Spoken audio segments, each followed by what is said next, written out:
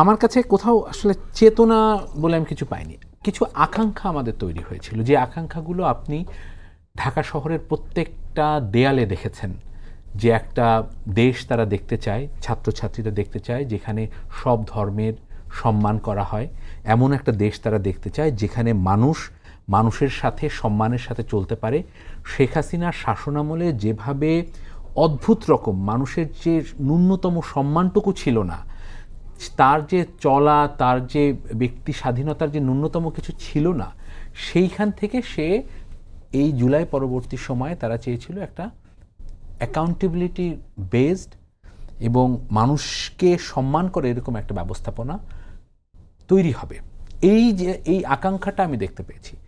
অপেক্ষাকৃত দুর্নীতি মুক্ত একটা সমাজ হবে যেখানে মানুষ তার যতটুকু আয় তার ভিতর দিয়ে সে যেন চলতে পারে। এরকম ছোট ছোট আপনি দেয়াল ভরেই এই জিনিসগুলো ছিল। আপনি যতগুলো দেয়ালে দেখবেন সেই জিনিসগুলোই ঘুরে ফিরে এসেছে। তারা আর দুর্নীতি দেখতে চায়নি। এটাকেই আমার কাছে মনে হয়েছিল যে আকাঙ্ক্ষা তৈরি হয়েছিল। এই আকাঙ্ক্ষাগুলো আমরা দেখতে পেলাম যে ঠিক ধীরে ধীরে এটার জামাতিফিকেশন হলো।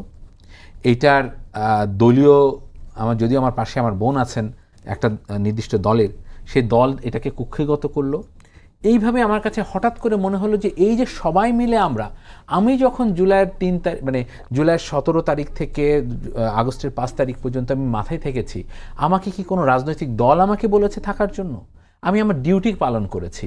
এর থেকে বাংলাদেশের মানুষ উপকৃত হয়েছে। তাহলে আমি হঠাৎ করে কেন এটাকে ভেঙে ফেললাম? তার এটা একটা কারণ তখন আমি পেয়েছিলাম। আমার কাছে মনে হচ্ছিল যে তারা ভেবেছিল ইরানে যেরকম বিপ্লব পরবর্তী সময়ে এটা ধীরে ধীরে লেফটিস্ট ন্যাশনালিস্টদের কাছে থেকে একটা থিওরির দিকে চলে যাবে, সেই আকাঙ্ক্ষা থেকে তারা এটা করেছিলেন। এবং আমরা দেখেছি সবখানে জামাতিফিকেশন হয়েছে। যা কারা উপদেষ্টা হবেন সেটা, যেমন সম্প্রতি আমরা জেনেছি যে নাবিলা ইদ্রিস গুম কমিশনের মেম্বার হয়েছেন, পরবর্তীতে তিনি ডিসাইড করে দিয়েছিলেন। তারপরে আমরা জেনেছি যে এই কমিশনে যারা পরবর্তীতে উপদেষ্টা হয়েছিলেন, তাদের যারা সহায়ক ছিলেন তারা পর্যন্ত একটি রাজনৈতিক ছাত্র সংগঠনের থেকে এসেছিলেন। তার মানে পুরোটা একটা জামাতিফিকেশন হয়েছিল।